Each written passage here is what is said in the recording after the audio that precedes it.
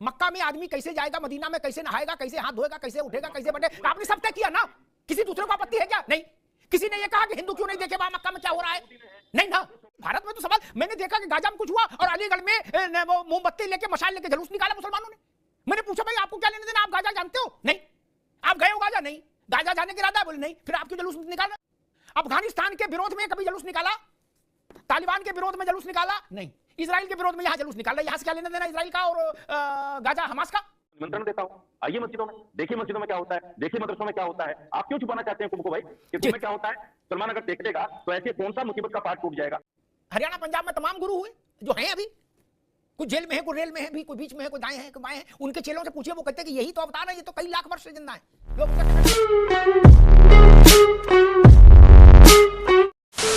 नमस्कार दोस्तों, स्वागत है आपका अमिताभ अग्निहोत्री जी की बहुत ही ज़बरदस्त और धमाकेदार डिबेट वीडियो में। दोस्तों, आप अक्सर ही खबरों में सुनते होंगे कि वक्फ बोर्ड ने यहाँ अपना दावा ठोक दिया, वहाँ अपना दावा ठोक दिया, देश की पार्लियामेंट को भी इन्होंने बख्शा नहीं। अब तो और ज़्यादा हद हो गई दोस्तों।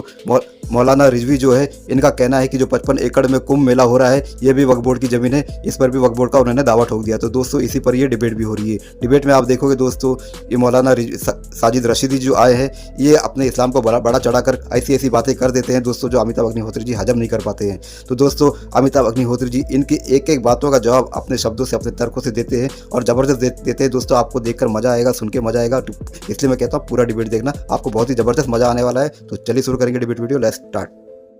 बहुत दिन हो गए हैं, मजा नहीं आ रहा है। अभी मजा आएगा ना भिड़ो। पिक्चर चालू करो बे। मौलाना साजिद रशीदी साहब, ये बात पहली बार आई नहीं। इससे पहले भाई 54 से लेके अभी तक तो आजादी के बाद से कुंभ हो रहा, और 54 के कुंभ में पंडित जी गए थे, खुद जवाहरलाल नेहरू, भारत के राष्ट्रपति राजेंद्र प्रसाद थे, मुख्यमंत्री गोविंद वल्लभ पंत थे। सब इतना बड़े बड़े लोग आके कुंभ में चले गए, और ना अंग्रेजों के समय कभी ये बात आई कि वक्फ की जमीन है। ये नया आविष्कार कहां से हुआ और क्यों हुआ मौलाना साहब? देखिए अमिताभ जी, मैं एक चीज बता दूं आपको, 1954 में वक्फ एक्ट बना, उसके बाद 62 में एक कमेटी बनी और 1967 में उस कमेटी ने रिपोर्ट सौंपी। 1970 में एक गजट आया केंद्र सरकार की तरफ से, और उस गजट में तमाम हिंदुस्तान की जगहों को चिन्हित करके वक्फ बोर्ड को दिया गया, वक्फ बोर्ड स्टेटों में बनाए गए।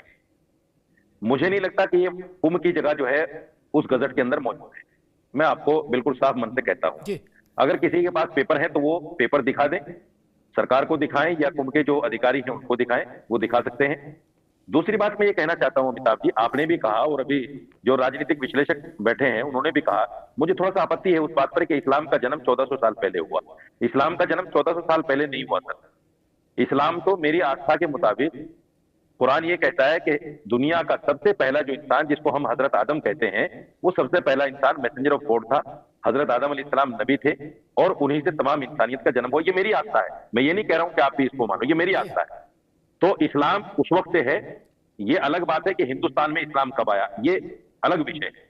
ये सबकी आस्था अपने धर्म के बारे में ऐसी ही है, और धर्म छोड़िए, अपने अपने गुरुओं के बारे में लोगों की धारणा है। हरियाणा पंजाब में तमाम गुरु हुए जो हैं अभी, कुछ जेल में है, कोई रेल में है भी, कोई बीच में है, कोई दाएं है, कोई बाएं है। उनके चेलों से पूछिए, वो कहते हैं कि यही तो अवतार है, ये तो कई लाख वर्ष से जिंदा है। लोग उनका क्या कर लोगे? लेकिन एक वैज्ञानिक दृष्टि होती है, एक लिखत पढ़त होती है, एक व्यवस्था होती है, वो बताती है कि कब क्रिश्चियनिटी जन्मी, कब ईसा जन्मे, और कब इस्लाम अस्तित्व में आया, और कब बुद्ध जन्मे, और कब महावीर जन्मे तो जैन अस्तित्व में आया, और कब खालसा पंथ की स्थापना हुई। ये सब लिखत पढ़त में है। अगर जन्म का समय नहीं है दुनिया के पास तो केवल सनातन का नहीं है। ये सत्य है। सनातन का अर्थ, रशीदी साहब दोबारा में आगे, तब सनातन का अर्थ ही है जिसका आदि ना अंत। बाकी सबका डेट ऑफ बर्थ दर्ज है, जाइए इंटरनेट पर खोल के देख लीजिए, सबका डेट ऑफ बर्थ मिलेगा और सबका प्रवर्तक मिलेगा कि किसने शुरू किया ये धर्म। सबका है, सनातन का नहीं, कोई नहीं। इसीलिए ये आदि अंत से परे है। खैर, कोई कह सकता है कि चलो भाई ओपी सिंह तुमको भी हज करा लाए, नहीं ना। कोई कह सकता है अरविंद सिंह चलो तुमको भी हज करा लाए, नहीं ना। यूं तो इंसान इंसान बराबर है। और गंगा जमुना वहां भी है, गंगा जमुना यहां भी है, भाईचारा वहां भी है, भाईचारा वहां भी है। उसके बाद भी कोई कह सकता है कि चलो आओ, तुम्हें मेरी कसम, हमारे संग चलो, हम हज करा के लाते हैं? नहीं ना। एक मर्यादा आपने बनाई है, ठीक, उस मर्यादा का सम्मान हो रहा है। तो अगर संत कोई मर्यादा बनाते हैं तो उस मर्यादा का उल्लंघन करने के लिए इतनी बेकरारी क्यों? मैंने बिल्कुल तराजू बराबर कर दिया।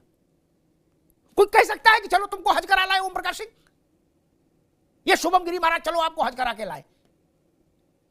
तो कुंभ की मर्यादा का भी सम्मान होना चाहिए। जो मर्यादा मक्का और मदीना की, वही मर्यादा कुंभ की। दोनों मर्यादाओं में कोई छोटी कोई बड़ी नहीं, को बड़ छोट कहत अपराधु। मर्यादा और आस्था का प्रश्न अगर है तो उसका सम्मान होना चाहिए, इधर भी उधर भी। विषय ये नहीं कि सरकार ने नोटिफिकेशन नहीं जारी की, तो मैंने पहले कह दिया। विषय ये कि जिनका कुंभ है, ये लेखपाल और तहसीलदार का मीटिंग तो है नहीं, ये साधु संत सन्यासी श्रद्धालुओं का समागम है। क्या? गुरु और शिष्य का समागम है। यहां उन्हीं की द्वारा बनाई हुई मर्यादा का पालन होना चाहिए। यहां तहसीलदार की मर्यादा नहीं चलेगी, न कलेक्टर की चलेगी, न कप्तान की, न मुख्य सचिव की।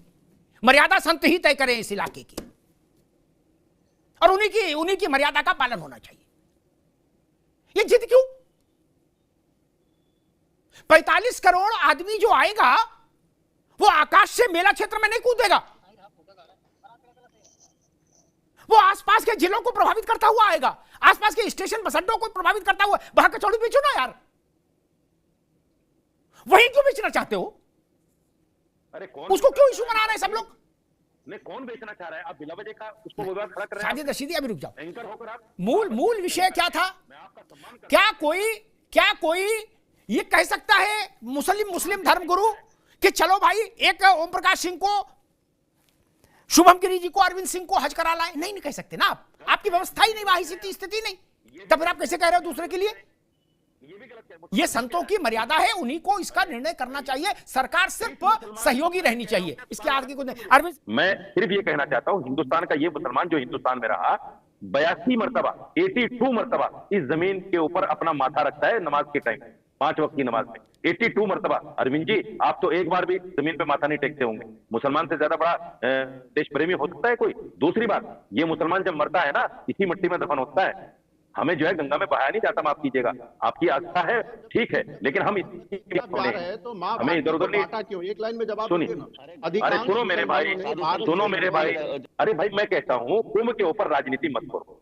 जिसको आना है, आप अपनी संस्कृति क्यों नहीं दिखाना चाहते मुसलमानों से? मुसलमान अगर आकर देखना चाहता है कुंभ में क्या होता है, कुंभ की संस्कृति क्या है, हिंदू रीति रिवाज के मुताबिक वहां क्या होता है, तो आपको दिक्कत क्या है? आप आइए मेरी मस्जिदों में, देखिए मस्जिदों में क्या होता है। मैं आपको निमंत्रण देता हूँ, आइए मस्जिदों में, देखिए मस्जिदों में क्या होता है, देखिए मदरसों में क्या होता है। आप क्यों छुपाना चाहते हैं कुंभ को भाई, कि कुंभ में क्या होता है? मुसलमान अगर देख लेगा तो ऐसे कौन सा मुसीबत का पहाड़ टूट जाएगा?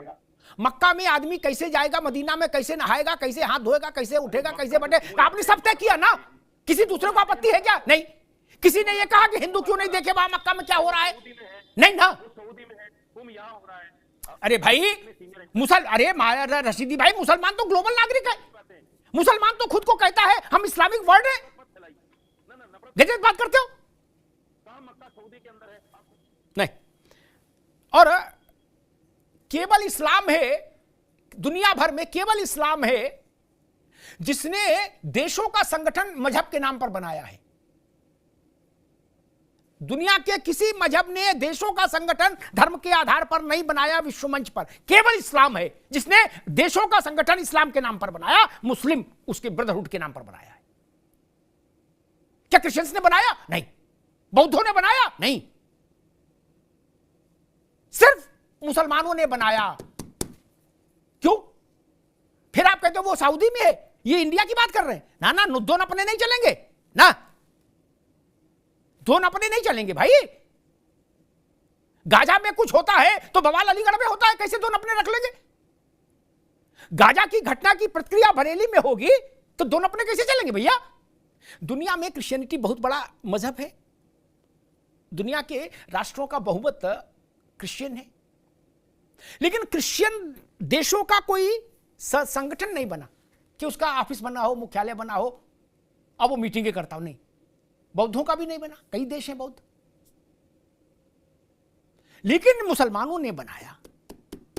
इसीलिए बाबा साहब ने कहा था कि मुसलमान जो है वो राष्ट्रीयता को स्वीकार नहीं करता, वो अपनी ग्लोबल आइडेंटिटी बताता है। इसीलिए सीरिया में बवाल हो तो अलीगढ़ में बवाल शुरू, गाजा में बवाल हो तो बरेली के सुतरखाना मोहल्ले में बवाल शुरू। बताइए वहां से वहां क्या लेना देना। और फिर ये तर्क कि फलानी जगह कुछ हो तो यहां भारत में सवाल उठता है। ना जी, भारत में तो सवाल, मैंने देखा कि गाजा में कुछ हुआ और अलीगढ़ में वो मोमबत्ती लेके मशाल लेके जुलूस निकाला मुसलमानों ने।